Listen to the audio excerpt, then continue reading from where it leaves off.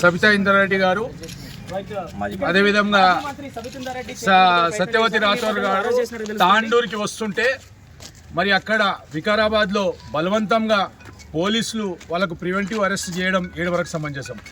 దళిత బిడ్డలకు చూడనికే, గిరిజన బిడ్డలకు చూడనికే తాండూరు వస్తుంటే కూడా ఈ రాష్ట్రంలో స్వేచ్ఛ లేకుండా పోయింది మనకు. కాబట్టి మేము ఒకటే అంటున్నాము, ఈ ప్రజాపాలన అంటున్నాడు రేవంత్ రెడ్డి, ఇది ప్రజాపాలన కాదు, ఇది రాక్షస పాలన.